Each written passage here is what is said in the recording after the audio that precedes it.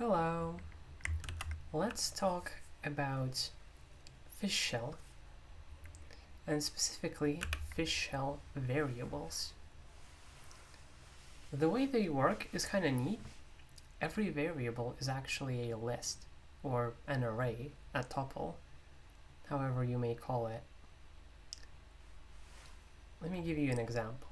Let's set a variable called var, and let's provide it a value, which is a literal string value. We can then echo that variable and we get value. Very expected.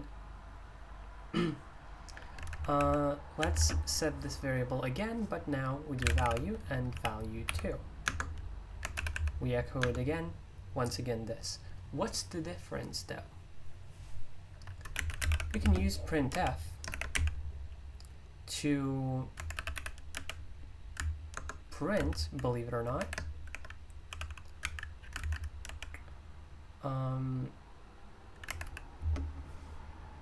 different values in a separated fashion like this. So let me show you it with just parameters like this. So I do param1 and param2. We specify two separate arguments here. It is not a single string. And when I press enter, what happens is that both of them are separated here and here. Those are two separate different arguments. However, if I do the same thing, but I enclose this in single quotes or double quotes, or I escape the space here, then they become a single thing. A very, very similar thing happens for variables. So let's provide var, which you can remember has value and value 2. Blammo, and they are separate, they're different. The way that fish shell handles variables is actually very useful. You can store in a variable a bunch of different arguments to a function, and then do my function, whatever it might be, like function or built-in or whatever executable you might be using, and then you can provide it the arguments using a variable, my args. A more real example is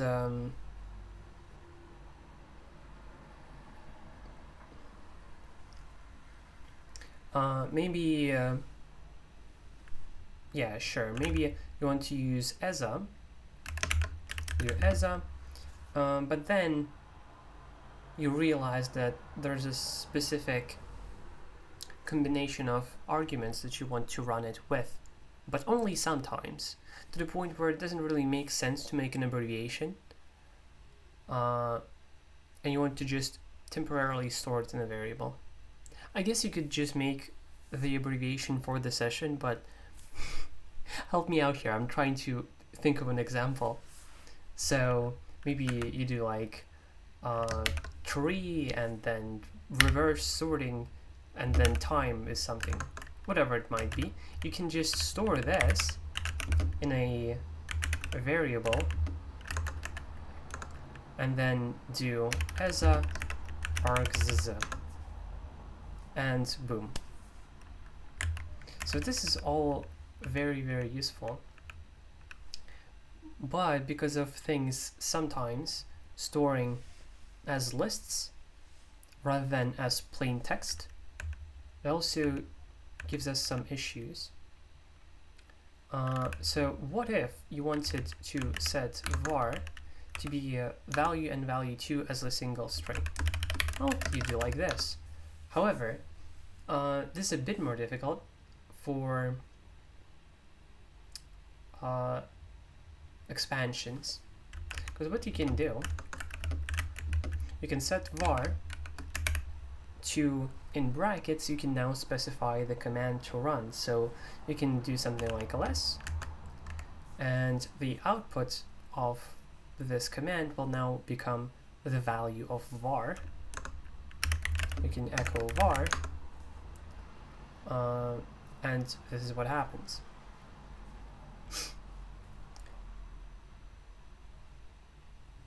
We can also, instead of echo, we can printf, like we already did, to go look at whether it's a single string or if they're separate. As you can see,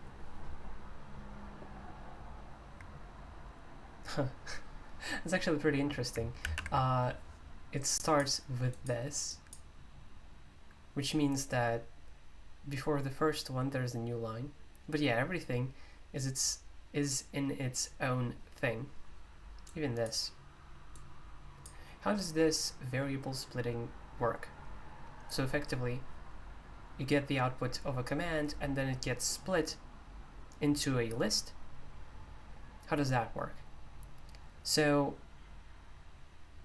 I haven't fully figured it out, honestly. Not fully, but for the most part, it gets split on new lines. If we just run ls, you can see that there are only 2 lines here. So you would expect all of these to be grouped together and then all of these, but that's not what happens. What happens is effectively this and then this gets split per new line, meaning that some commands work a bit differently when inside of braces like this or parentheses. Sometimes they will output differently to make it easier to variable split, to split them all into their own elements in a list. You might learn something about fish that will convince you.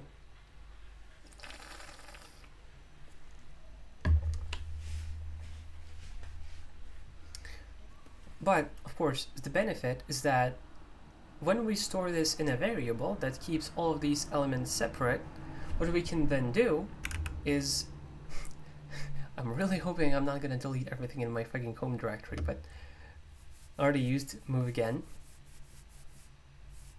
You mean fish? So we stored the output of ls in var. What we can do now is just say the command that you want to execute. Trash put makes sense for me. Ah, I see. And you can specify this variable and it will expand as if you're literally saying desktop, then documents, then download. You get the point, right? So that's why this kind of approach of variables being lists, that's why it makes sense. So if I press enter right now, my stream will probably collapse as well as my system, so I will not delete my entire home directory. And I don't recommend you do that either. So this is why it makes sense. There is a fish built-in called read that interacts very closely with splitting things into variables. First of all, let's just try it out. Oh my god. Yeah, because like there is usually protection. I don't think EndeavourOS particularly has it, but there's usually protection from remove for reeling just slash. Like you can't usually just do this. It will warn you. I'm not gonna try though. But fun fact, if you do this and then this, then it works. It won't delete everything, but you can rest assured everything is going to be broken still. It's like a hack. So if you're trolling someone, like, oh, just run this command, don't specify this command because it is likely to be stopped, especially for the people that this prank can work on. They're probably using something like Ubuntu or Mint or something of that nature, where it's probably protected against, rather than Arch, where I assume it isn't. I don't know. I haven't tried, unsurprisingly. But this will work, almost definitely. Fun fact. So, read. Let's try this out. How does read works?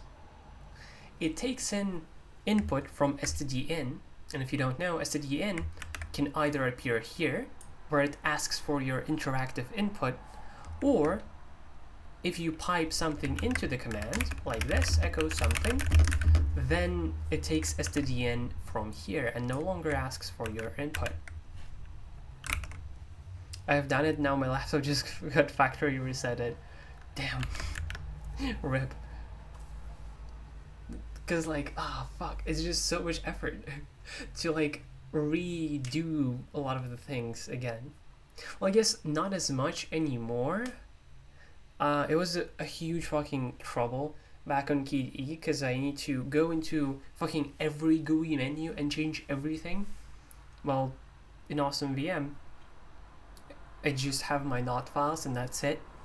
So it's probably would be easier for me to reinstall my system if I needed to, which is pretty nice. So, 2 ways to get stdin. What happens then?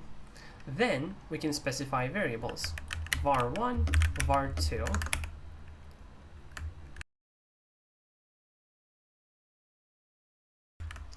And here the variable splitting magic happens.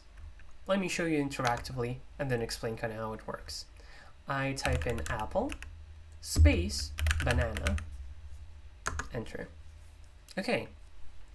Now let's just inspect var1. It has apple, and echo var2 has banana. So effectively, when read reads like this with no extra flags that may change its behavior that we're gonna get to, then what the input is gets split by delimiter, which is a space by default. No, not just space, it's white space more broadly. So we can do this again. We can do apple fucking tab. I guess that doesn't work. Control I? No, also? Really? Okay.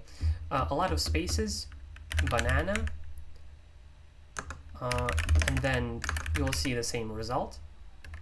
However, we need to printf like this so that we can see the white space if it's there. And as you can see, it is not there. So it is split by default by white space. Not sure how you get a tab in there, because I tried the 2 methods you usually could. You could paste it in, I guess. But yeah. Or new lines, technically.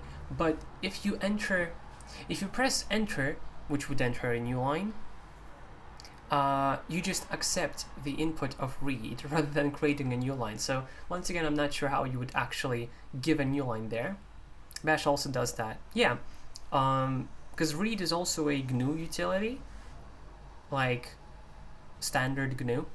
But Fish decides to make a built-in for read to override the GNU read, essentially, to make it work like with Fish shell a bit better.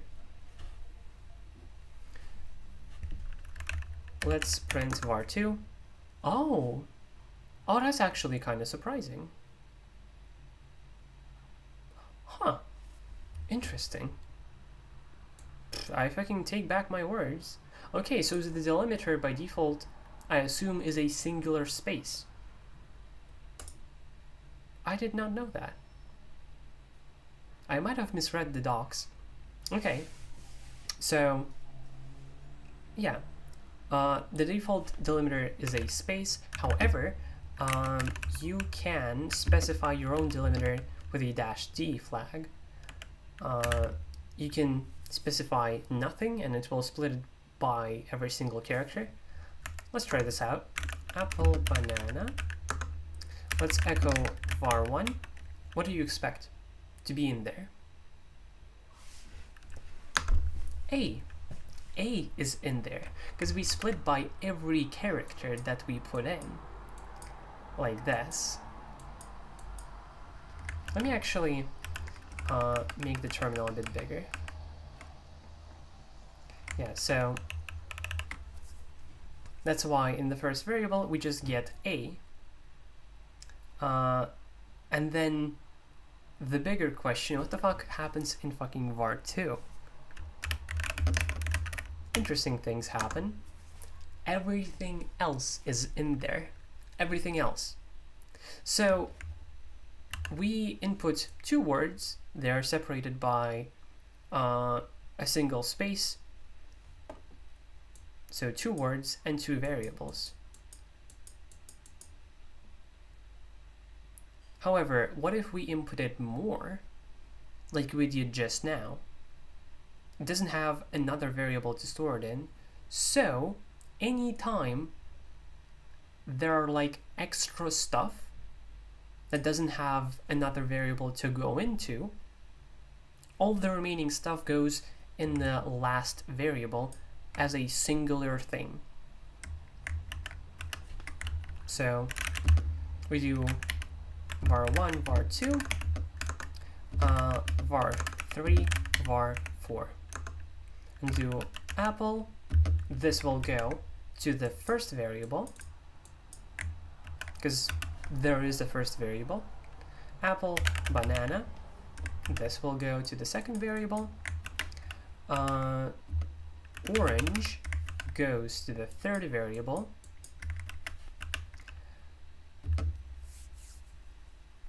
And kiwi, just do ABCD. Yeah, I guess. I'm just kind of used to var blank. For me, for some reason, single lettered variables kind of feel off, feel kind of confusing. So kiwi goes to the fourth variable. And to check again, what happens when we input another, surprisingly not a fruit, tomato. Now what's going to be in var4 is kiwi space tomato. The input, oh, that's even more confusing then. Tomato and potato. Now var4 will contain kiwi space tomato space potato. So you can see that the last variable will collect everything else that couldn't be split correctly. And when we echo var4, you can see that it's indeed holding all the remaining stuff.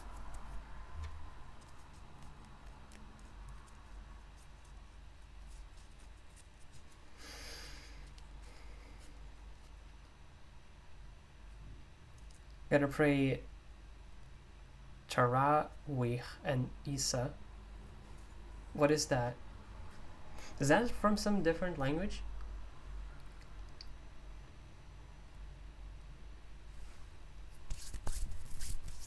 Also, I find it very strange that I am streaming and my processor is at 15.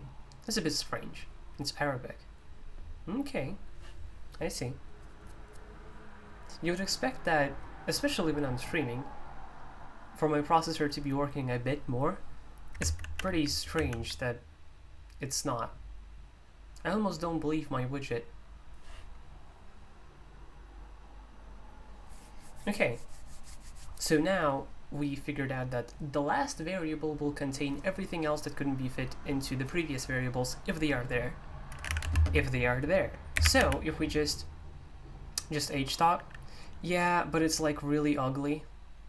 Then btop exists, but it's really annoying because it requires a minimum width and height. Top is even uglier, and blah blah blah. I have a thing for this. Get processor. No, I don't remember how I do this. Let's go to widget update processor. Like this, I guess. And it doesn't particularly matter. I'm not here to show you my widgets. I've done that plenty of times. Yeah, so we do read, and we can just specify a single variable, which means that everything I type into it is going to be there. So we echo just var, and indeed everything I typed into there is just there. Because it got collected into a single variable.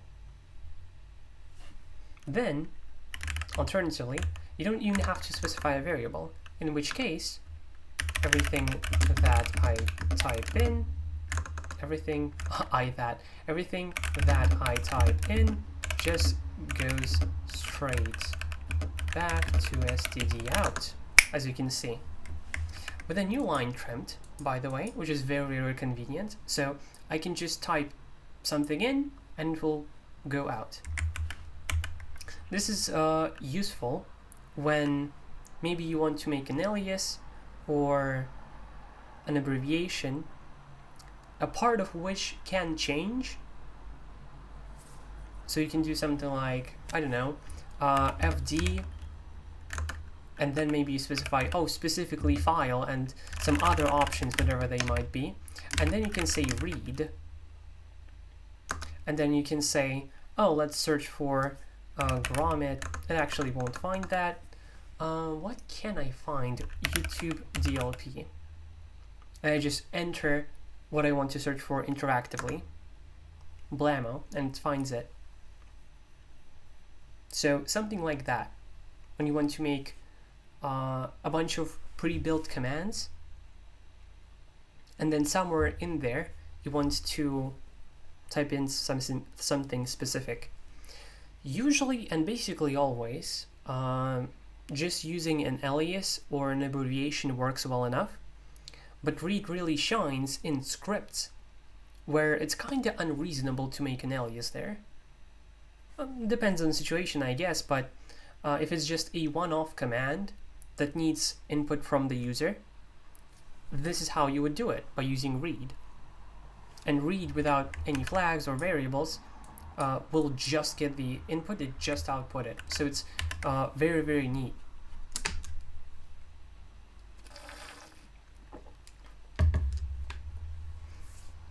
Alright, so we figured out that read splits by a single space, interestingly. I genuinely thought that it split by every space, rather by a collection of spaces, meaning white space, but I guess not. There are other ways to split. With the -t flag, what happens is, wait, let's do a simple example. Simpler, rather. Let's actually specify two variables, 1 and 2. String 1, 2 strings, question mark. With the -t flag, what happens is that instead of the delimiter, strings are split by the fish shell's rules, kinda like they would be split on the command line. On the command line, these are two strings. So if we echo 1, we can see it has string 1, and if we echo 2, it has string 2, like this. Kind of surprising that it keeps the quotes, but I guess that makes sense. Yeah. And T stands for tokenize. Then, additionally, what we can also do is, I think, capital S.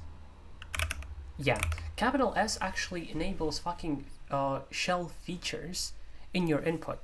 I can literally say GI and then tab, and it will start auto-completing. Like, read is this advanced.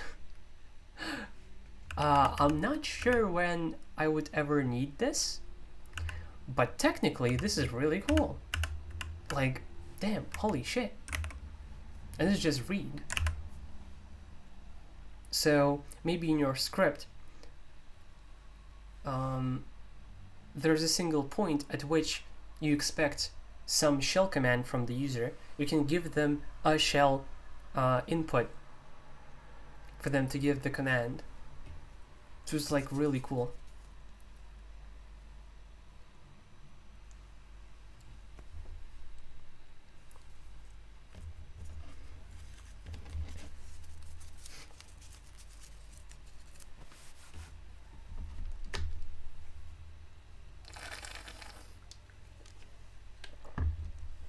Alright, coming back, we know that read collects everything into the single variable that you specify. However, you might find yourself in a situation where you want to do this 1, 2, 3, 4, 5 to collect a bunch of words into things that you can directly access. Because if you just specify 1, well, you'll then have to split by spaces yourself. It's kind of inconvenient. Well, with the, let me remember, with the -a flag, everything that you type in gets collected into the variable, but instead of all the text being in a single variable, it actually is a list. Let me show you what that means. Word, banana, apple, orange. We gave 4 here. If we echo 1, we would think that, oh, this is a single string. This is actually not true. If we print f, with our method as usual, we can see here that 1 is actually a list.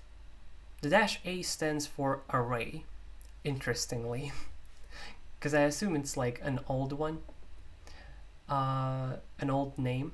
So yeah, you can see that there are 4 things here. An extra way we can confirm this is by saying 1 and then with the brackets print me the first element of the list 1, and it gives us word. The third, the last. If you didn't know, you can do this in Fish. You can just say last.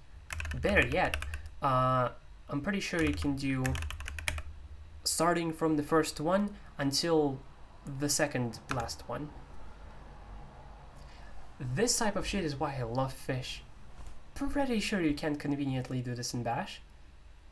At least not with syntax this like clean and simple. Now, of course, I have read a lot of Fish docs and spent a lot of time scripting in Fish to kind of like understand it all and effectively use it. But with Bash, I didn't even want to get into scripting whatsoever. It just felt black magic-y and incomprehensible. With Fish, I was actually far less scared of learning all of this because it seems a bit more reasonable. Like, this syntax is not unusual. You might have seen it in some other language or something close to it, like indexing a list with maybe a range.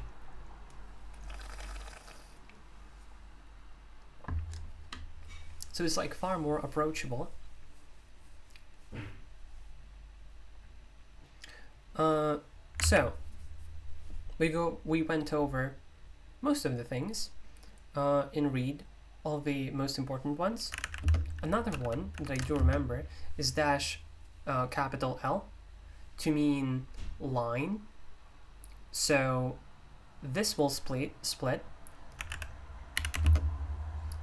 Hold up, 1, 2, and we enter some text when we echo. Oh, that's what it does. Yeah, it lets you put in multiple lines of input. Interesting. Yeah, I haven't used this one. Enter some text, some more text. And then how do you exit it? By pressing Control D twice. Thrice? Wait, how do you exit this? I don't remember. Let's go read the docs.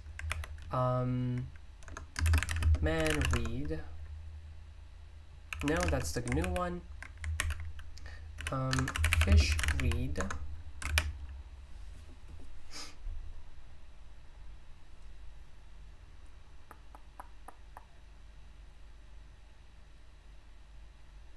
Oh, it doesn't even explain how to exit it.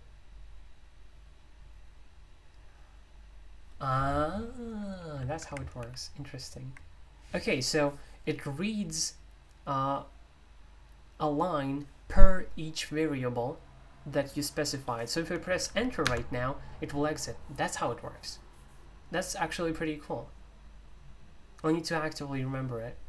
I'll need to add a non-key card for it. read dash capital L. Boom. So that's pretty nice. I explained all of this to get into a large head pain that I had to experience trying to work with read with multiple lines. Let's print f a couple of lines. First of all, just like this, banana, orange. You can see that they are printed on their own lines. Okay. Now let's pipe this into read.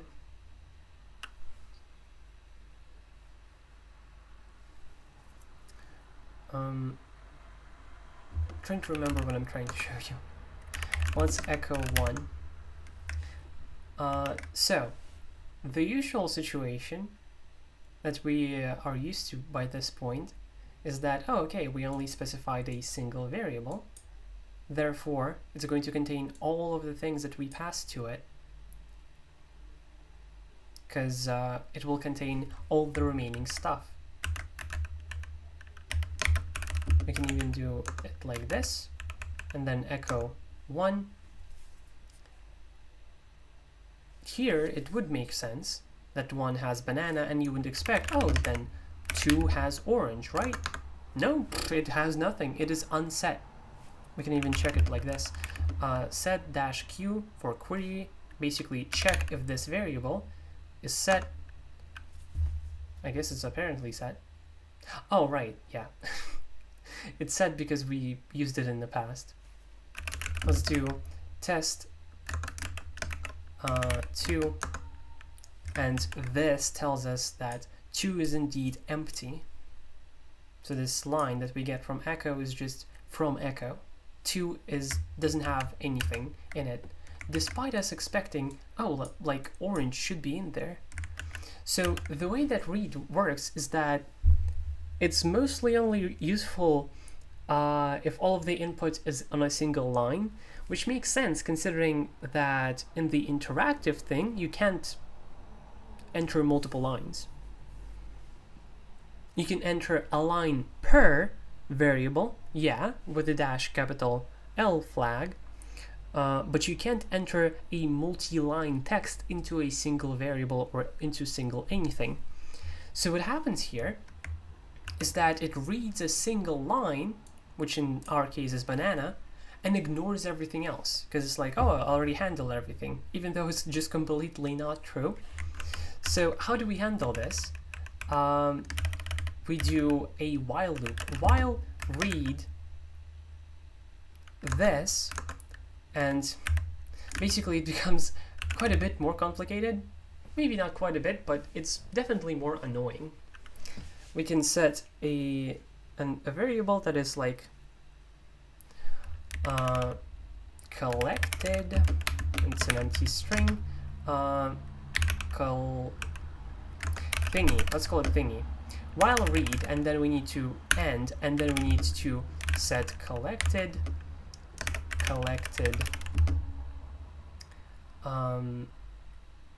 thingy. So what is happening here? We need to process every single line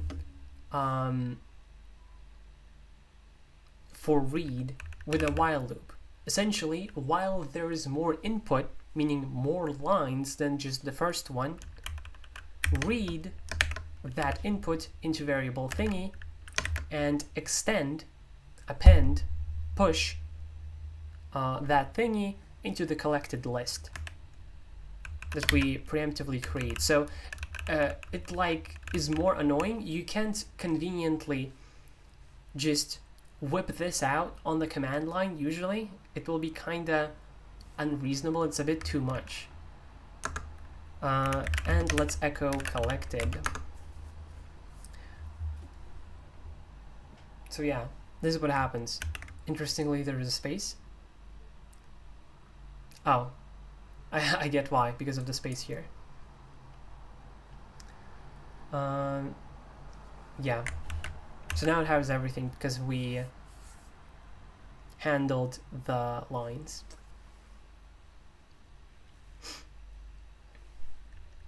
Let's printf with our usual method collected to see when they are split. The first one is an empty element, so I guess what I should have done is not specify anything here, so it just set collected. Or actually, that's not even necessary, so you can just write this out of your memory. Should be enough, because the scope is already fine. I got used to specifying a variable like this because of the scoping questions for variables in Fish. Well, in actuality, here it doesn't matter. So the first one is the empty element, then banana, then orange, and then you can use this list however you want. The new lines here were the actual delimiters. We split by new line, effectively. And then this list doesn't actually contain those new lines, it doesn't need to, because then you can decide how you use this list. You can either provide it like this to some command, like some command, and then you specify this variable, as you might do. Or if you do indeed need all of those lines, like on separate lines, what you would do is printf with a new line, and then you say collected.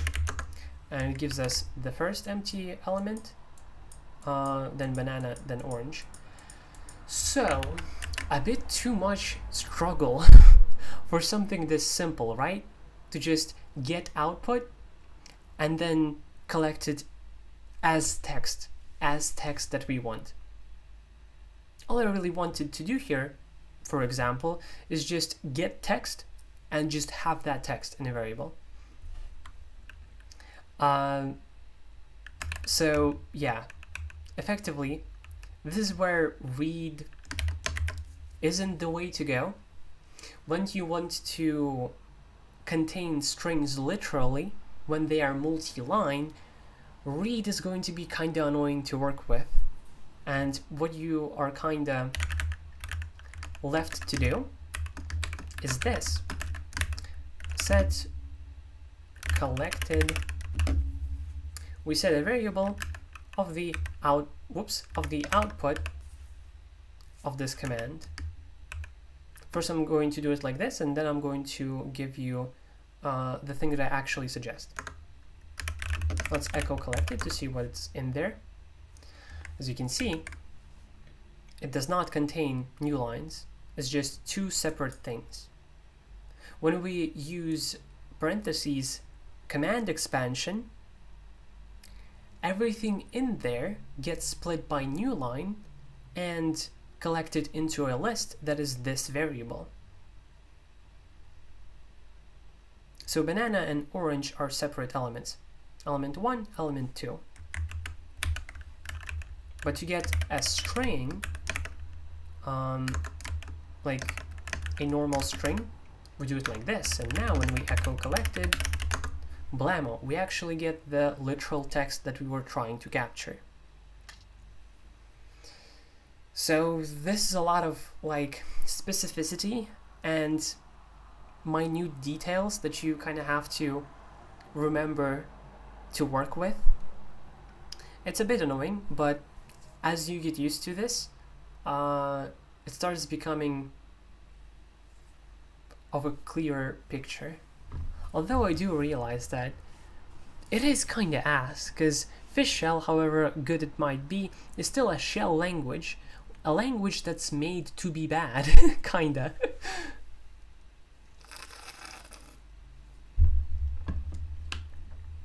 So it's not going to have the simplicity and power of like a normal programming language.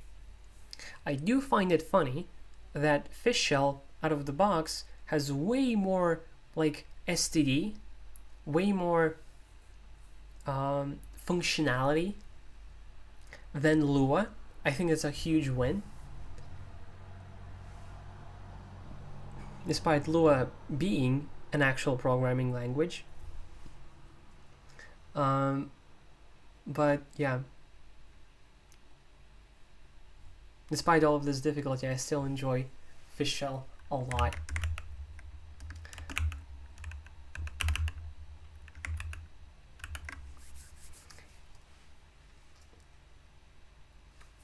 The built-in status in fish shell lets you check for a bunch of different things. For example, you can status features, and it will tell you all the fish shell features that you either have enabled or disabled. This really should be on. I enabled it. Hold up now.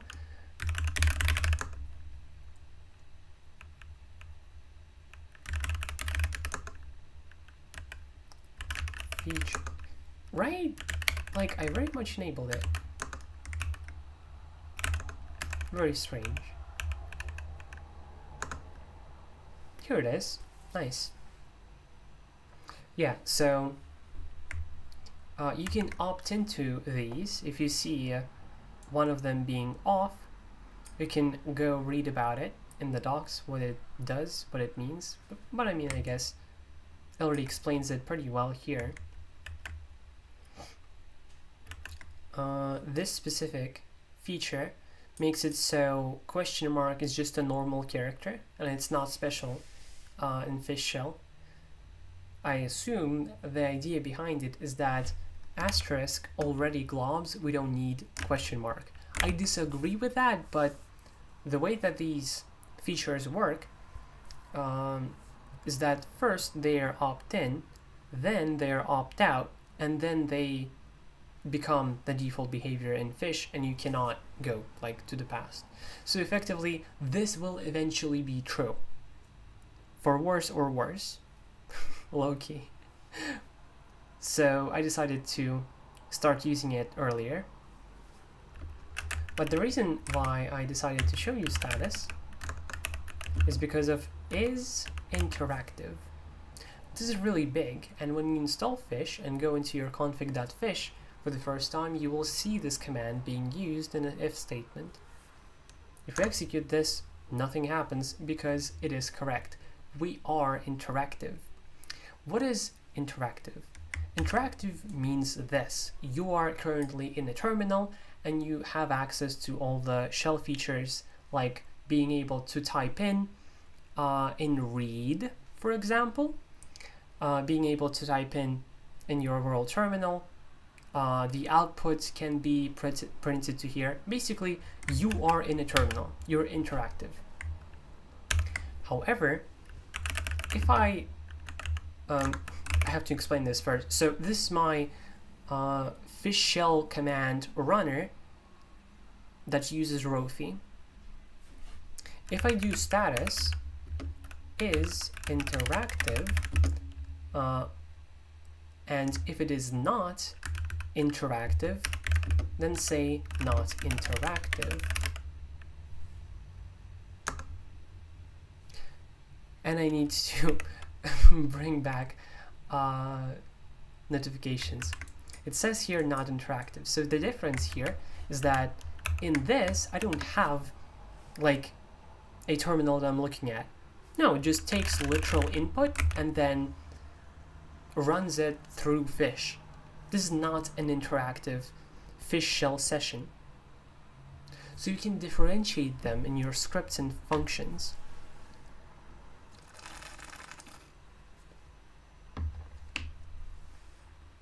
Which is exactly something that I do. Let's run oil here. Oil will open oil.neovim in a new neovim instance. Blammo, and it gets opened as expected. And you can notice here that it opens it in the same terminal instance. Let's close this. Now let's run oil here. What will happen is that it will create another new alacrity to host the neovim instance in. See how the behavior is different? Because here we did have access to a terminal, we are interactive, we can just open new of them here. We don't need to create a new window. But this doesn't have a terminal window to kind of connect to, and it kind of would make no sense. So that's why it can create a new window. And this is defined by me here in the function I create for it. Let's move this here and this here.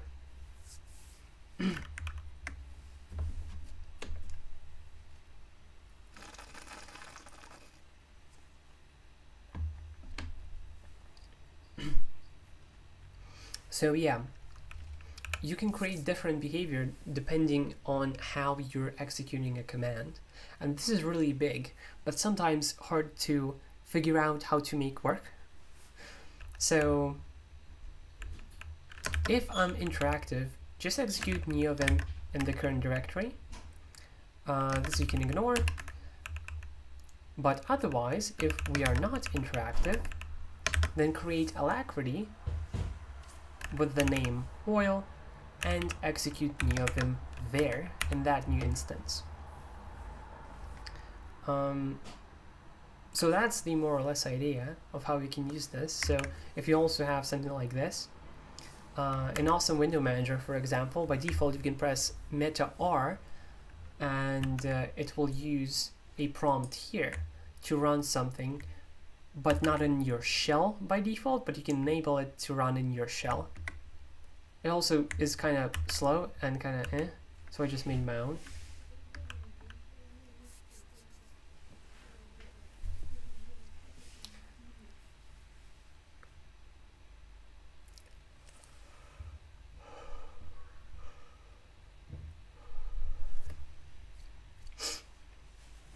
Here's another function called ni.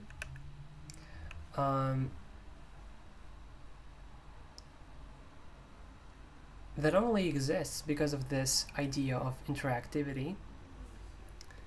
Long story short, if we're calling it interactively, it will open a neovim instance for me to type in my input. And if we are not interactive, it creates a neovim window and does the same thing. So let's try it out. I do ni here, and it opens a new Vim instance here. Let's type in some text. Let's close this, and it will print this text to stdout. Let's now do it here. I do ni, and it will open a new instance of Alacrity, which will have our neovim. Let's type some text here. Boom. So different behavior, but the same idea depending on the place that we are at. It's really neat. The power of ni, though, is being able to type in input for a command and then pipe it into that command. So I can type in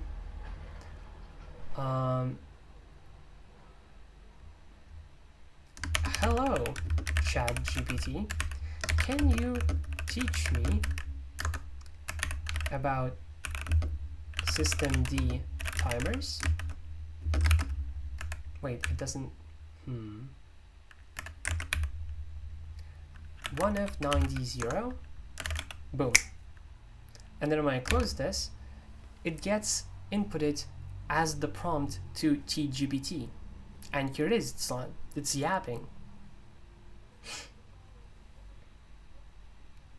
It's very yappy.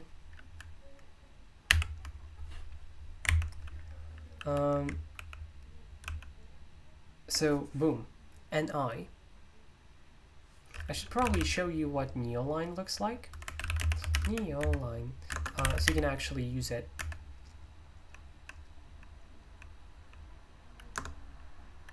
This is where it is. So it effectively creates an Alacrity, names it differently so you can do something different with it. in your window manager, and then create new event there.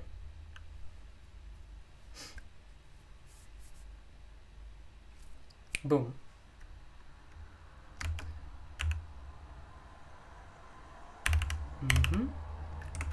So all of this together, me explaining the read built-in and explaining interactivity, all of this, oh, and also NI, all of this collects into the greatest invention. Okay, maybe not to that extent. It's not even an invention.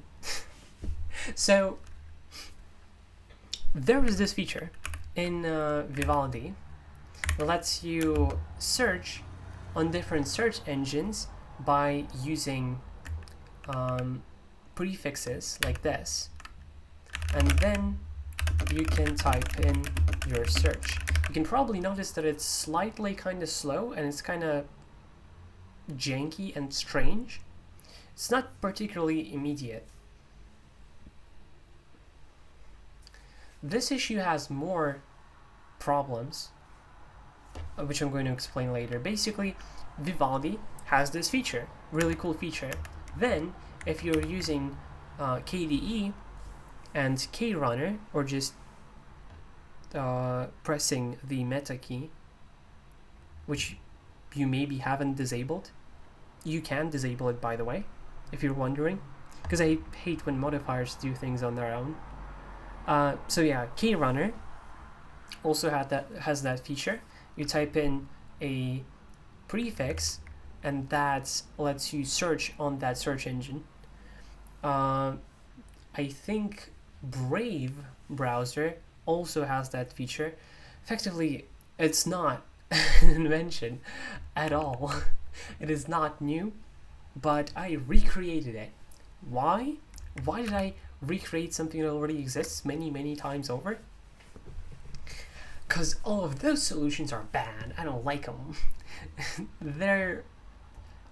So I only have access to the Vivaldi one, and I haven't tried searching for other possible ones because I don't particularly care. I'm good enough to just build my own thing to be exactly what I want. So the issue with Vivaldi's one is, first of all, as I mentioned, it's kind of slow. It's not exactly perfect. And then sometimes I type in a bunch of stuff already. Whoops, let's go back here.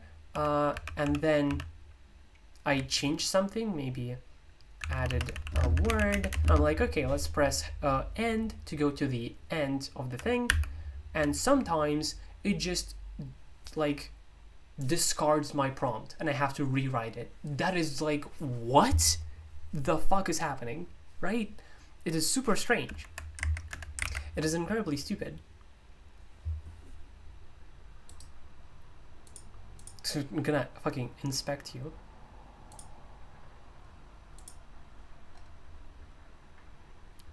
Where's the accept button? That's hilarious. Huh.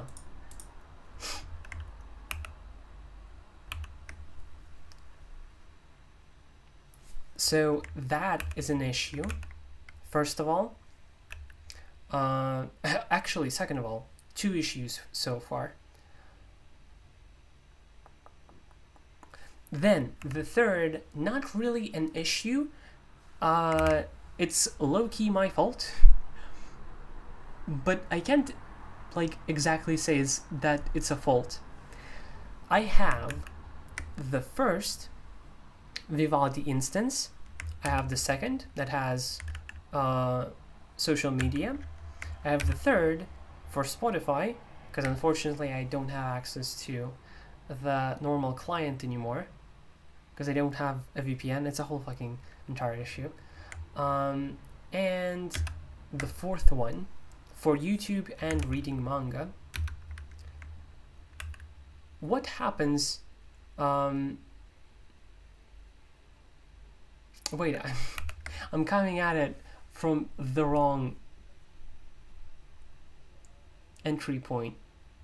Well, whatever. Basically, whenever I want to search for something, I cannot just start here. I cannot start wherever. I first have to go to my browser and then start searching specifically here. And in other tools like KRunner, I also cannot just start searching wherever I want. I still have to go to my browser, this one. Why?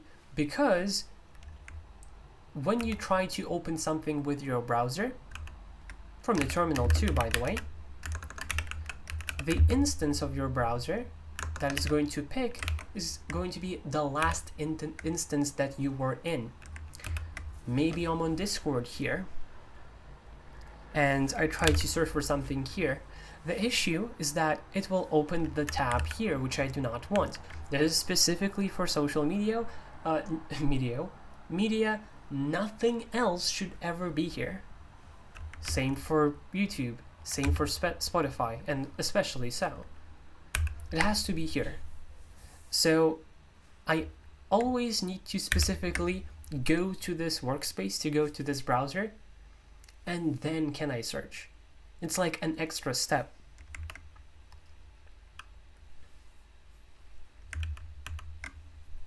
So those three reasons are why I created the search function in Fish Shell. You're also annoying, like, keep yapping and I'm gonna ban you too. So, a couple of features. Let me immediately show it to you. I use my, whoops, that's the wrong hotkey. I use my special hotkey, which you unfortunately can't see in screen key, because it's an X3 map.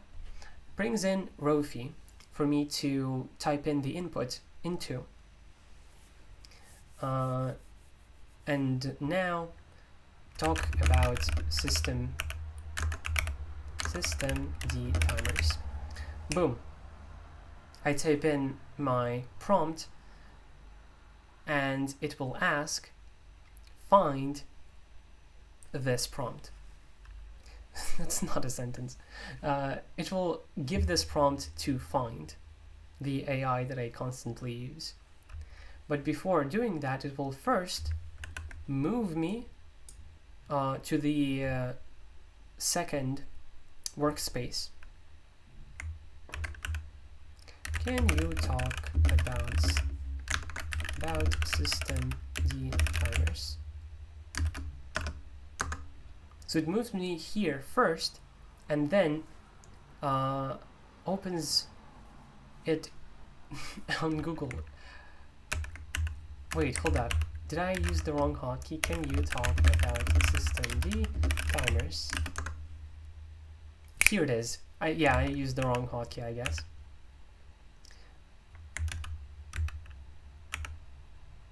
Boom. So I can be on any place that I want and start a search from here immediately. This is extra useful if I'm maybe looking at a line of code and I don't exactly want to copy paste it, or maybe I just need to look at it as context for my question so I don't forget my question. Anything really, I can keep myself in the same context that I was in previously in doing my search. Additionally, and that's probably the coolest feature, I can open the search in NI and type it in here. Now, I can do multi-line prompts. And I could have actually copied some code here. Let's copy everything here. And then I can just enter it. Well, let's just assume that that code was multi-line.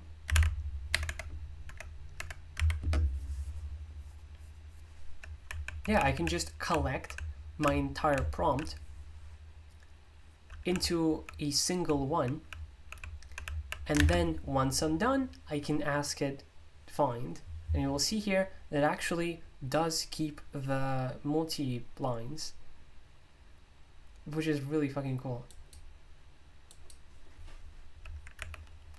But these hotkeys that I set, they're really just abstractions for C. Then I need to enter the tag, the prefix for the search engine, find, for example, or Google. Let's do find. And if I just execute this, it will open it in Rofi like this, expecting input here. If instead I specify literally anything here as this third argument, it can be any single letter or whatever, it opens it in NI to collect input like this. But I haven't shown you that I actually can execute it here. But now, instead of using Rofi, it uses read, because it checked, oh, you are interactive, you have a terminal. Alright, in that case, I'll just give you a read prompt here. And I can ask you a question. Still moves me here, and I still get to my destination. And similarly, I can do CPE.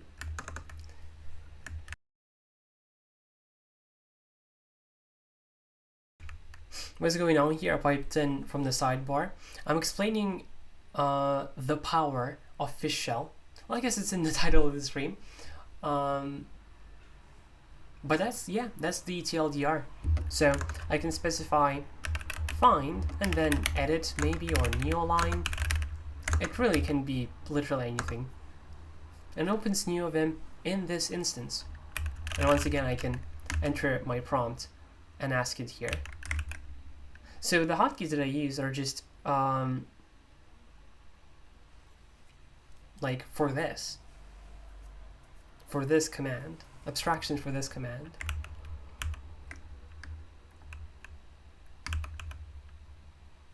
So how does it actually work? First of all, we use this syntax that I've shown you because we need to collect the entire string that we typed in as a single string, keeping all of the new lines intact. And that's why we need to use this syntax to have it in double quotes. Specifically double quotes, by the way. If we do this,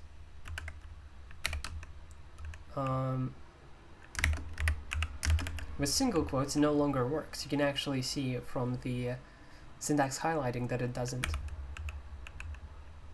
Because in double quotes, a couple of expansions happen, like brace expansion, variable expansion, tilde expansion. So this turns into your home, like home Axel Kubler, for example.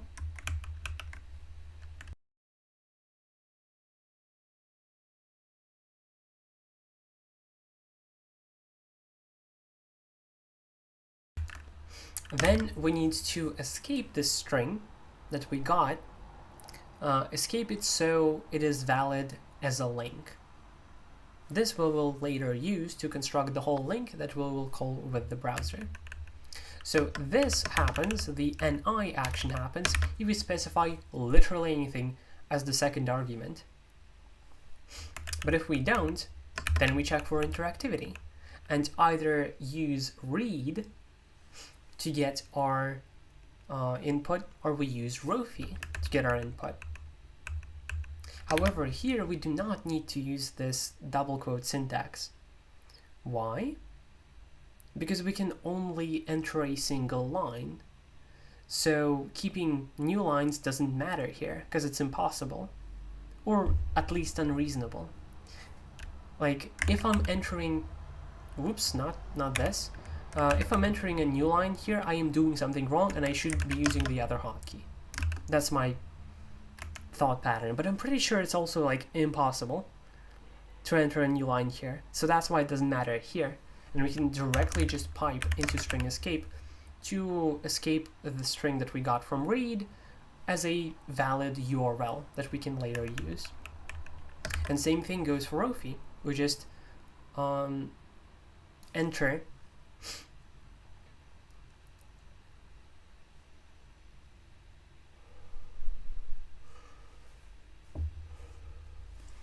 we just enter our input, immediately escape it,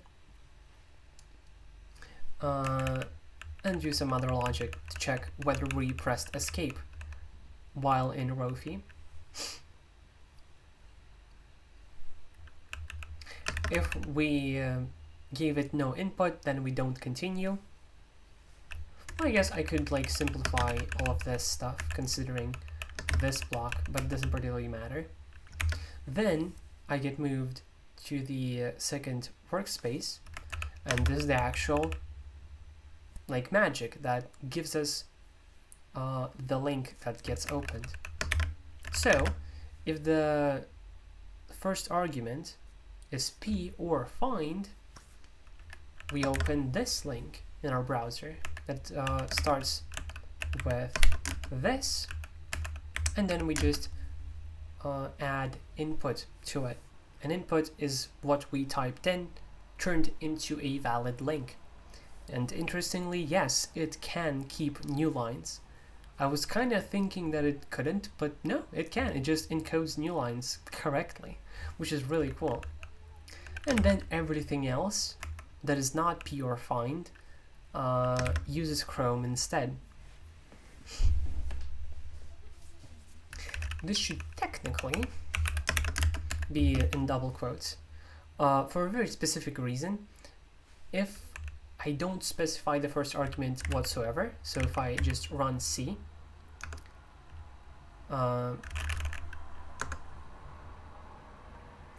it should have failed. Oh, that's interesting. Okay, that actually makes me learn some stuff. Just so you know, to update a function in Fish Shell, you either have to edit the file that it exists in, or in my case, I just have a script with a bunch of functions all together.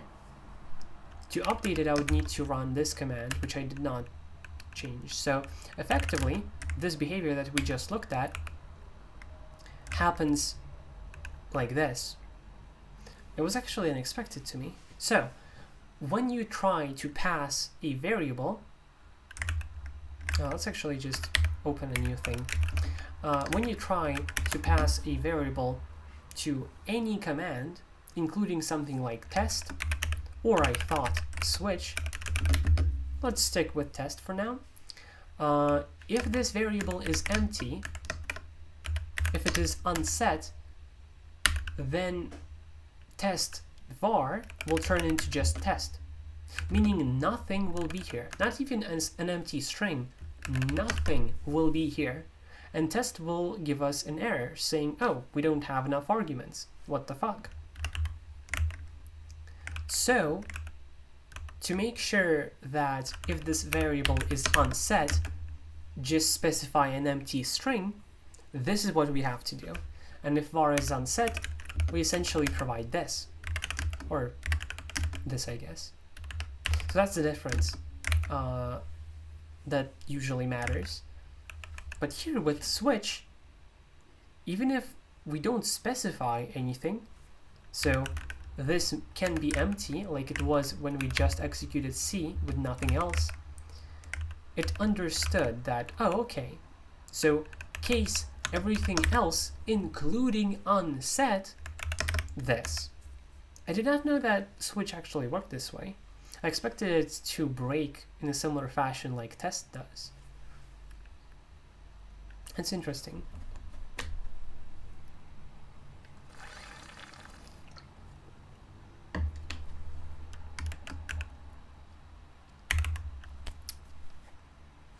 Boom plus blammo. Yeah. So now I have my searchers, which I'm really happy about.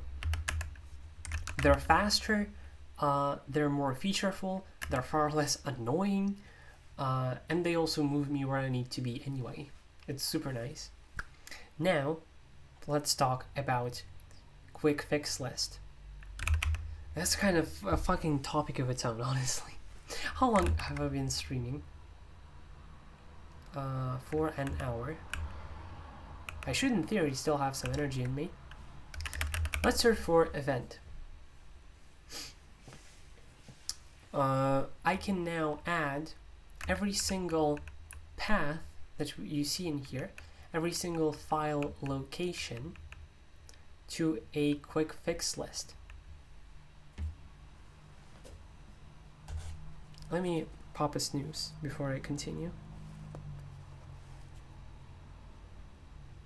Jesus, this is fucking hard to open. Ooh. It actually smells like grapes. I mean, it's called the fucking Faf Isabella, like with grapes, but I didn't expect it to actually smell like grapes. That's kind of surprising.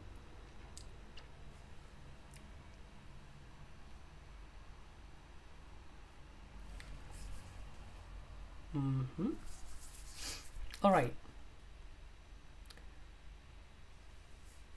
I can send all of these file locations to the quick fix list. Let's do exactly that via my custom hotkey. How exactly you get the locations to the quick fix list doesn't matter as much as the core idea that I want to show you right now. I will show the hotkeys after.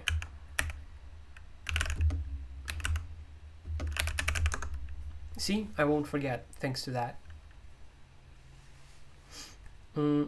So, I can use Telescope to go look at my entire quick fix list to see all the file locations that are currently stored in it.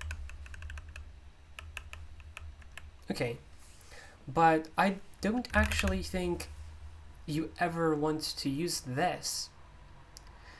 A quick fix list in idea, in its initial kind of thing that it's for, is so that you can go from the first to the last entry one by one and fix every single entry as you go.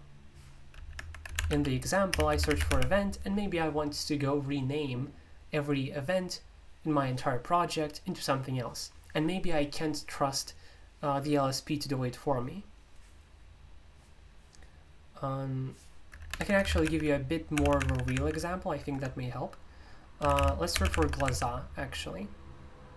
So, even though this is a Rust project and the Rust analyzer supports changing the variable smartly, meaning replacing it everywhere that it is used, I still cannot trust the LSP to do it like properly everywhere. Because you can see here, Glaza is also a string in a bunch of places. And if I were to rename the project, I would still need to go ahead and manually replace every place. So this is what quick fix list is for. What is this live stream meant for? For people that are interested in Linux, programming related subjects, and NeoVim, Fish Shell, I guess. I'm like a big Fish Shell fan. So if you're not in that kind of sphere, I guess that wouldn't be for you. I add all of this to quick fix list. And now, how do I go through each entry? What is a fish gill? It's one of the shells that you can use for Linux. One of the terminals, basically, in a more simplified explanation. Oh, hell yeah, snooze is hitting me.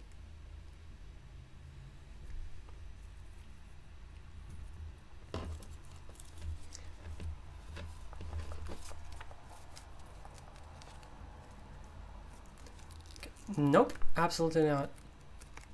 Did the she, her pronouns lead you in here?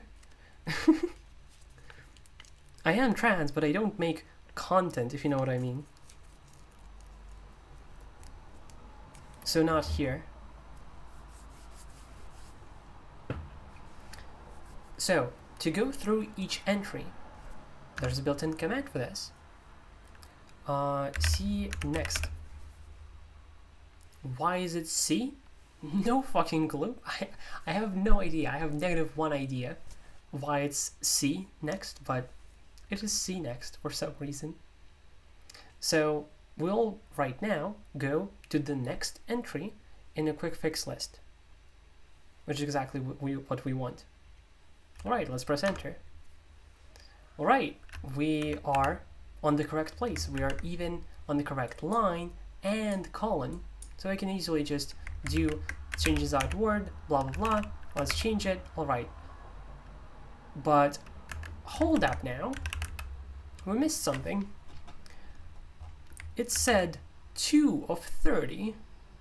This is the message that is given to us when we use see next, when we go to the next entry in the quick fix list. I wasn't in the quick fix list before. I wasn't on an entry. However, when I did see next, I am now suddenly, for some fucking reason, on index 2. Why? That is really strange. And the reason is very stupid. Vim is a bad foundation to build upon, however we do that. So, for some reason, when you do see next, while not being on a quick fix list entry, it moves you to 2. It doesn't move you to 1, it moves you to 2.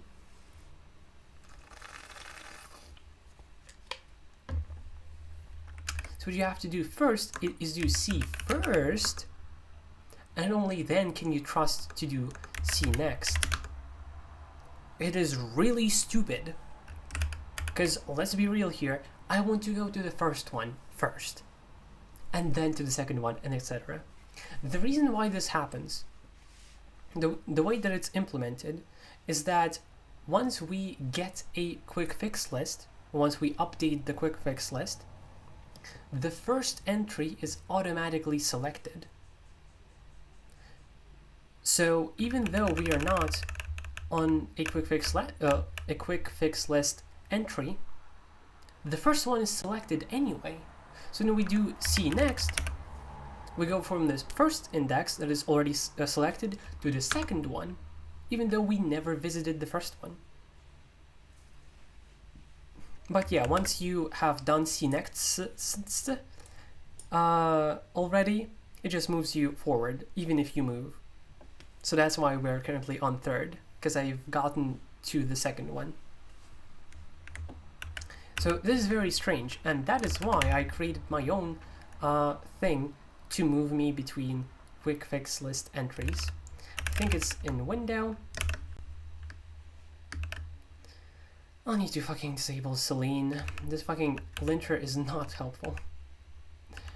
Only one statement per line is allowed. Like, shut the fuck up. Let me guess, another thing? Yeah, I installed this new linter for Lua, and it's far more annoying than it is useful.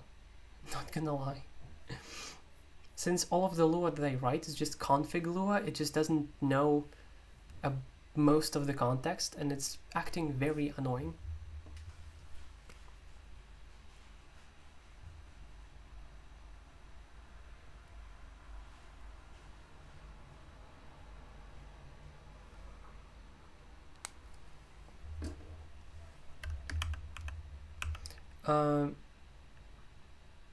So let me actually first show you how this works.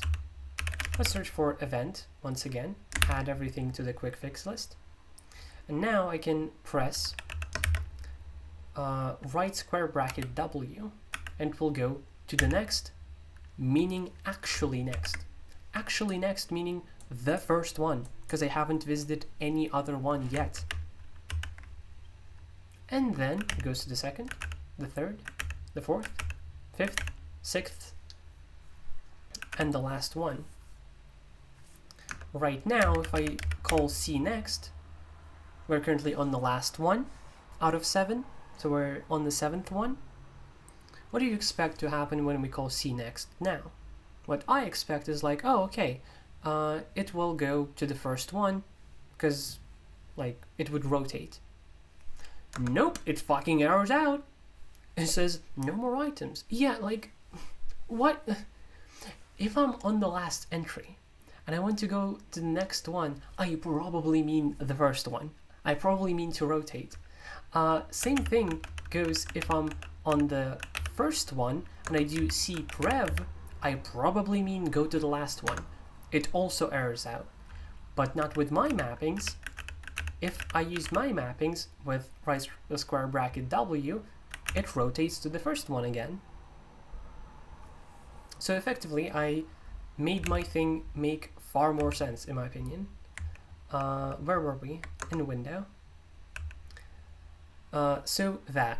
And then, also conveniently, there is a CN file and CP file, which sounds really suspicious.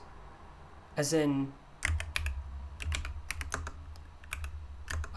this. To go not just to the next entry, but to the next entry in a different file, in a different buffer. We do CN file. We go immediately to the third one, interestingly, because the first and the second one were in the same file. Then we do CN file, the fourth one, okay, because it's a different file. CN file again, and we go to the seventh one. The reason why this might be useful is that you do this, and then CGN, something else, and then you go on to replace everything in the current file. So maybe you don't need to specifically go to the next entry, because you already handled all the entries in that given file. So that's why it might be useful. So my mappings, square bracket and shift W, so capital W, also goes by files, and it also rotates correctly, and it also goes to the first one correctly, etc. So in my opinion, this is like massively better, and truthfully it should be the default experience, because it like makes the most sense, rather than the default behavior of, oh no, I'm gonna fucking fail because technically there's no more items. Yeah, like no shit. Effectively, as always, I am annoyed that programs don't understand what I mean. This is like bad UX to have default behavior like this. You can then argue that, oh well, hold up, I would want my NeoVim API to be more precise. If it cannot go to the next entry because there are no next entries, I want to get an error so I can handle it. Yes, I actually fully agree with you. Correct. It should fail in that case if you're using NeoVim API. However, this doesn't count as API. Not really. This is a Vim command that's supposed to be called interactively. It's something that you're supposed to, at least in theory, type in yourself when you're using the program, not when you're making a plugin or some like remap or whatever. This is supposed to be like interactively used rather than API used. So this should have smart behavior, and then the special API that you can use should like error out and have like dumb behavior. And it's like, it's annoying that it is in this case.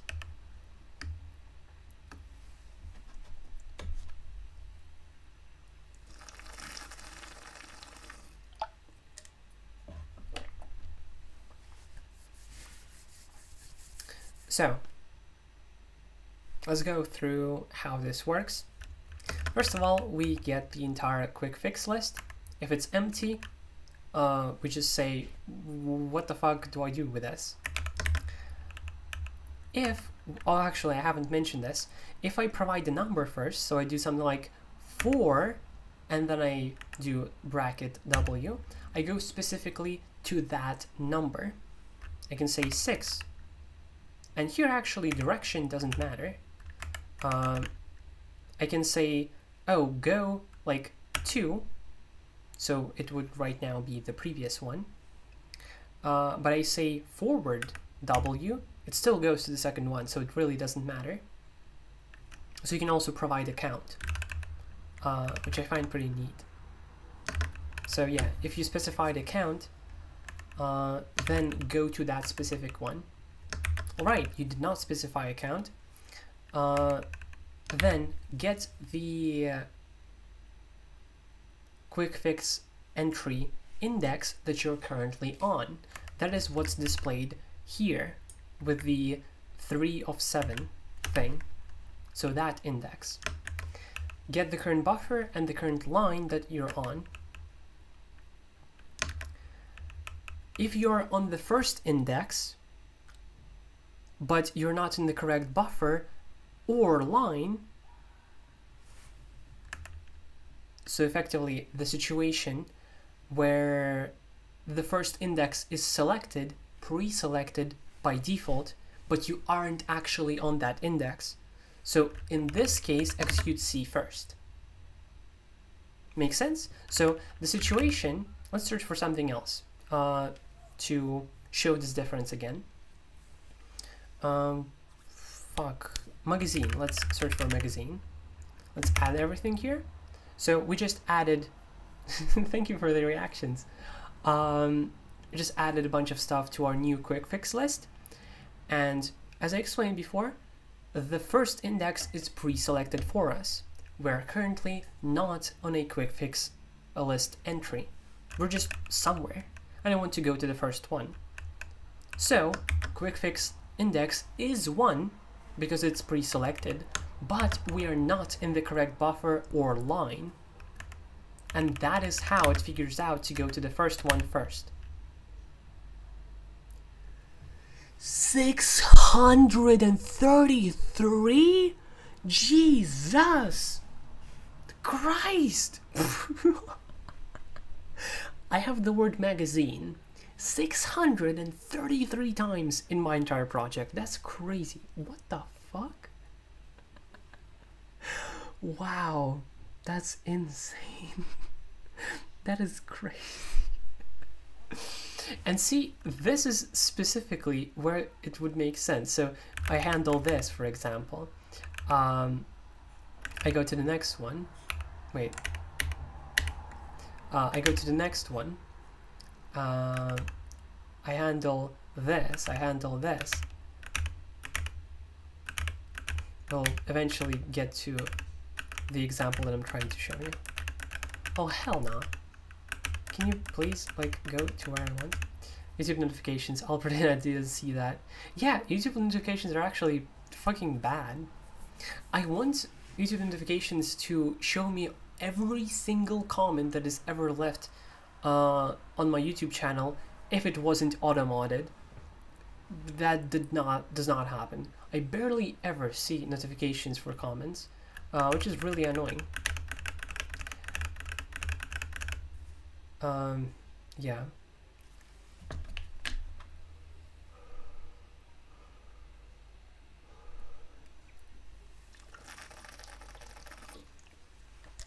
Which is why what I have to do is to just actively open YouTube Studio on my phone to check for comments there. It's pretty annoying.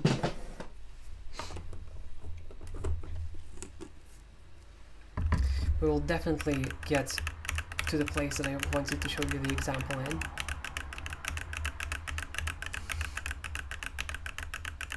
Eventually, here we are.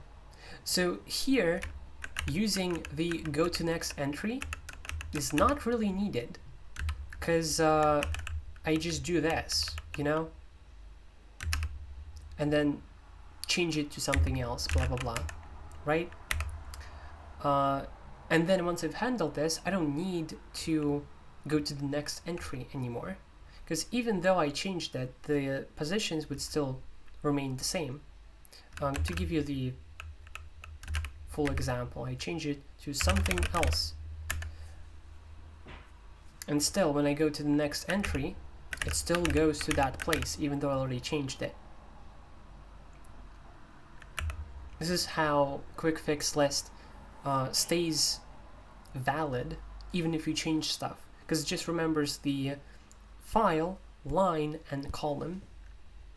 So once I've handled everything here, because it's actually all together, I know where to go. It's like very close together. Once I've handled all of this, it is really a lot, like Jesus. Then I can just do bracket capital W to go to the next file, so we can handle everything there. Make sense? Window, boom. So yeah, in this block, what we do, we check, essentially, if we use the capital W key map, then we use cn file, or cp file. Once again, what a name, like goddamn. If we did not use the capital W and instead used the lowercase w, we just go c next or c prev. All of these can fail, as I've shown you. If you try to do c next on the last entry, it will fail. So if there is a failure, either go to the first or go to the last. And all of this together forms the entire function that we call in these four remaps, making the quick fix list navigation actually reasonable, making it what it should be by default, making it something that shouldn't be programmed by the user, by all accounts. So here you go. Looking if I'm using any abstractions here, it doesn't seem like I do. Okay, so let me just give you a link to it. DHL, XCP. This is a dynamic link.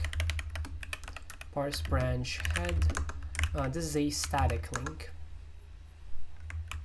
for this, if you also want to have this functionality. Boom. I guess while I remember, I should probably give you NI as well. So like this, DHL, and parse branch head, NI, and then C is actually in the same file, just like a function after. So here's NI, and here's C. However, C uses some abstractions, if I remember correctly.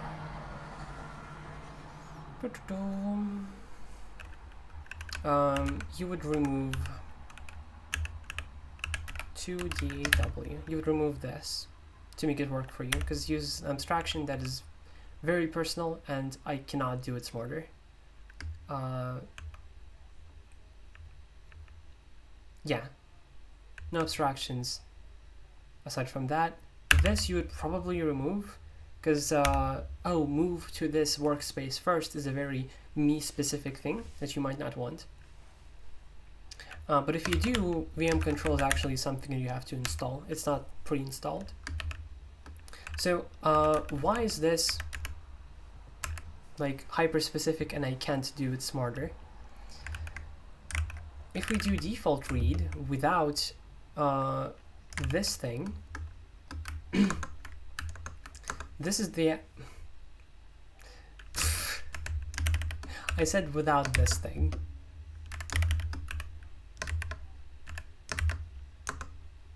This is the default prompt for read.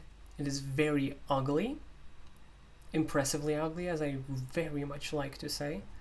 So I changed it to this, and my RDP function makes it look like this, because the -p flag expects a shell command that produces the shell prompt for read. So my immediate reaction to this was, oh, okay, I'll just create an alias. Alias read is that function that creates the thing. I'm not gonna, it doesn't really matter what it is for the example here. So I like alias read this effectively.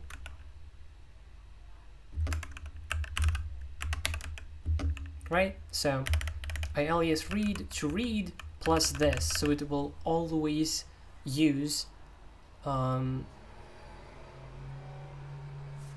prompt. I try to do this and it's like, whoops, you actually can't do that. Read cannot use reserved keyword as function name. And even if you specify, oh, I'm trying to use built-in read, that nothing really changes. Just because read is a built-in, you cannot create an alias with the same name. So I either have to create my own alias, something like RD or bread or whatever, but I cannot use the same exact name, even though all I'm trying to do here is to change the behavior of read, which doesn't really matter. It's just my fucking prompt. Like, come on now. And it should be an alias, because functionally doesn't change anything. It only changes how it looks. So yeah, that's why unfortunately I have to specifically run it like this, because the other solution would have to be using an alias like RD, which is like, what the fuck is this? Like, if I were, you see the scroll wheel blinking more than my cursor. I know, right? It is like continuously annoying, and it is wild that it keeps happening.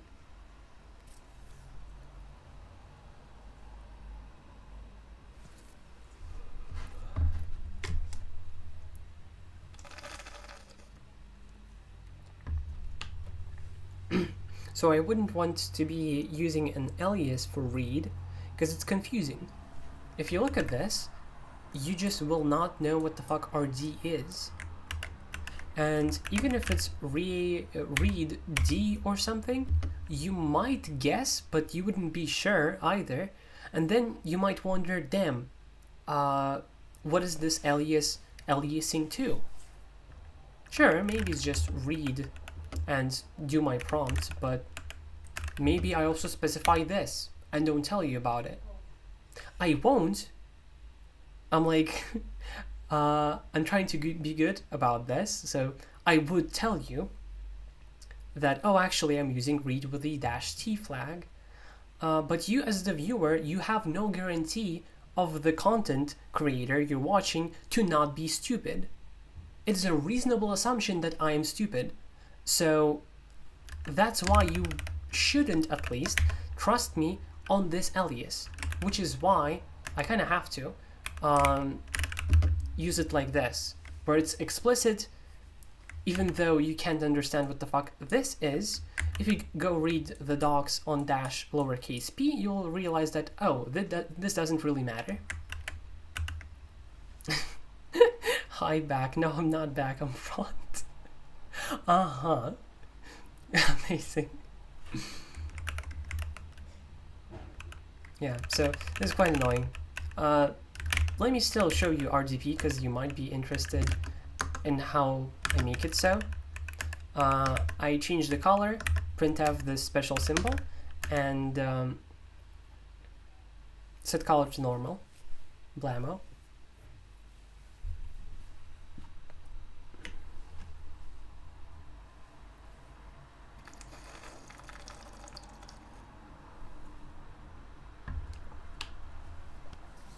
You could alias RD to read inside the function, if RD isn't already defined.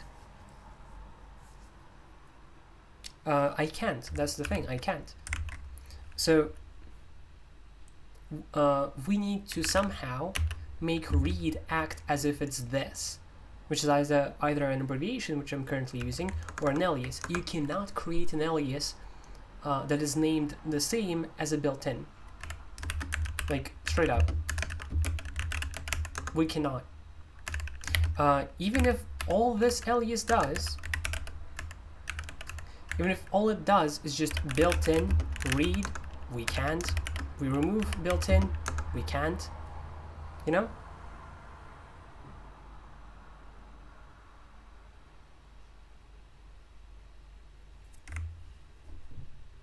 Oh, well, yeah. That's exactly what I mean. I cannot use RD as an alias because it's incomprehensible to the onlooker's eye. Someone joining the stream randomly and seeing like, I'm like, so you can actually echo blah blah blah into read. I guess I would say it, but still, what the fuck is RD? When I make my aliases, what I usually do for them is predefine some sort of behavior that I always want. And if it's behavior that I only sometimes want, I use abbreviations so you can see the actual commands I'm executing for the most part. Like FZF, for example, is an alias, but I just change a bunch of prettifying things. I make it themed how I want, so it doesn't matter what I'm actually calling it with, right? But with read, it does matter. That's even worse, because like you would be like, well, what the fuck is read customized?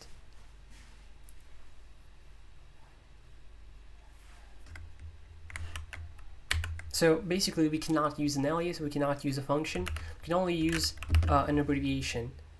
So we can only do this, effectively. It's really fucking unfortunate. I wish this wasn't a rule. Like, I understand built-ins like if. Sure, you don't want to override this, or at least you want to prevent the users from being able to override this. This I get, but even if you override read, you can access it from built-in read. This will be equivalent to the built-in read. So even if it was possible to alias read, we can still call it directly using the built-in. So it's like really annoying. Have you asked in the fish matrix why this isn't allowed? No, because the way that I handle my problems is by complaining on about them on stream, slightly hoping someone opens an issue. I know it's very honest, but the reason why I don't open issues basically ever is because I expect that I'll be brushed off and either ignored or mansplained, like, oh, actually, blah, blah, blah, blah. Effectively, I expect that all of my effort into building a good, structured, readable, exampled, good issue, all of that just kind of gets wasted immediately. Almost always, I feel like. It just feels a lot of effort for probably nothing. Yeah. So, yeah, if you can do that for me, that is amazing. Like, thank you. Maybe there is, like, a good reason that I just don't realize why you can't alias read, but it would be really good if you could. If trees generate oxygen, why don't we plant it in space? Ohio question. Oh, wow.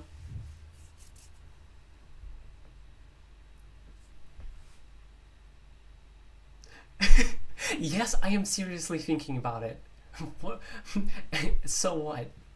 I think that's because there's no CO2 in space, I think. Isn't it like vacuum in space? Yeah, space is vacuum, right?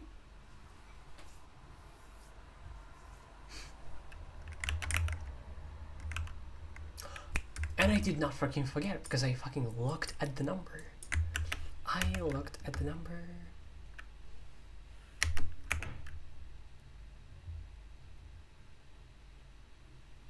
Oh, well, yeah, I did show them.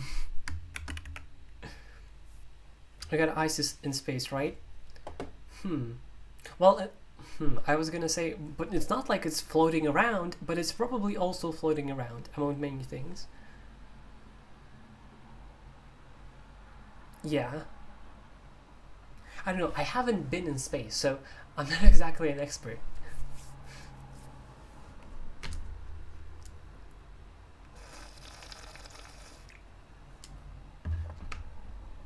I might be autistic, but that doesn't mean that I'm interested in space. Well, okay, well, obviously I'm interested in space, but not just like a hyperfixation type of degree. My hyperfixation, as you can see from my streams, is configuration and fish shell and all that stuff. I got water ice and other stuff ice. Most of what is in space is the latter. Yeah, yeah. Which is like pretty fucking cool. Like ice, but not ice is interesting.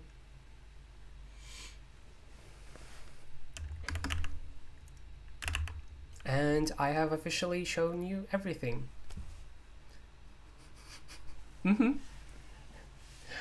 What do you mean there used to be a line saying telescope in this file?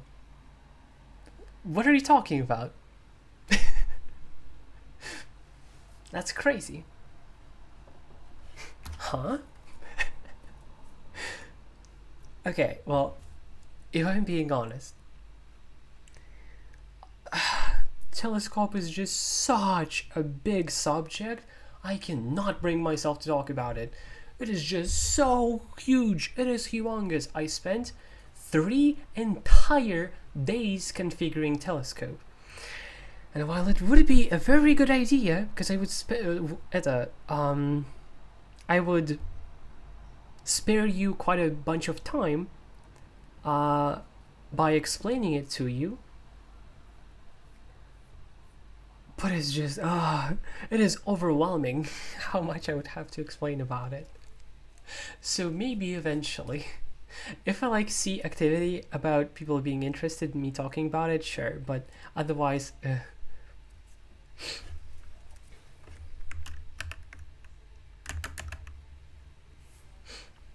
you need to plant them on asteroids that contain some water sometimes. Yeah. Where's the line saying telescope? It used to be in this file. Thank you for playing along.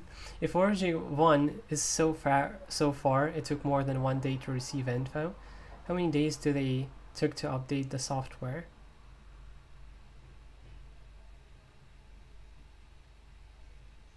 What do you mean? I don't get the sentence. 1 day, as that is the ping, not the throughput. Yeah, indeed. Ping because of light speed, I assume. Did they write that in assembly? Yeah, probably C, I assume.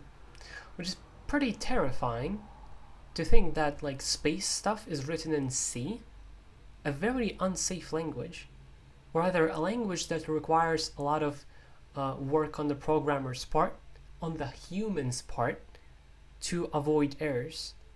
And we should not be trusting humans to not make errors. Very strict C. I mean, how strict can it get? I'm not sure. I mean, yeah, obviously. The trans Linux Rust girl is saying we should probably write it in Rust. I know, that's very played out, but also kind of honestly true. Because Rust would simply give more guarantees by default, and then you can also add more guarantees, no? I feel unsafe with C being used for space stuff, but I'm also not at that level, not even close, so probably shouldn't speak on it, but probably maybe switch to Rust? Maybe? What if memory leak? Recursion is banned, for example. That's good.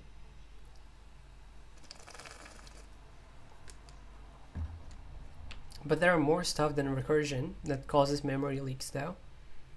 Watchdog will probably kick in and restart. What about the situations where even if you do, basically, what if you come across a bug that a restart doesn't fix? It's not just common, it's most bugs. Well, I guess those get filtered out almost for sure, but almost. There can still be bugs that are a big deal.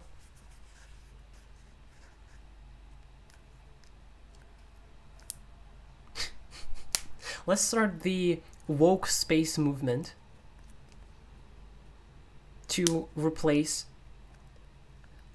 C with Rust and add politics to it, sincerely and only because I think it would be hilarious and very funny.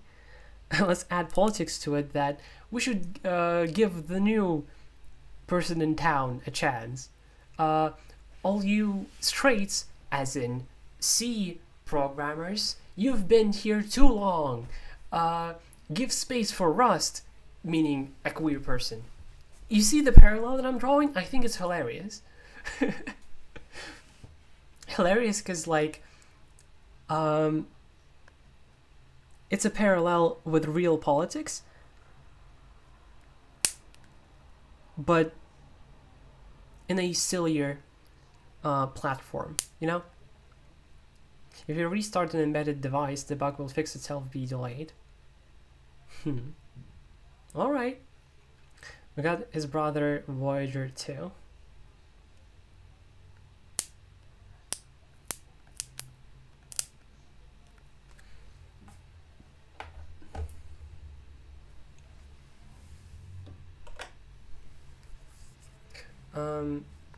Yeah, I think I talked about everything that I wanted to.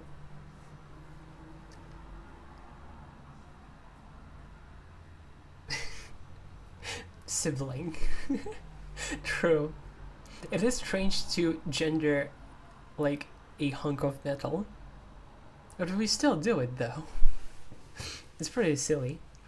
Alright, bye bye. Thank you for watching.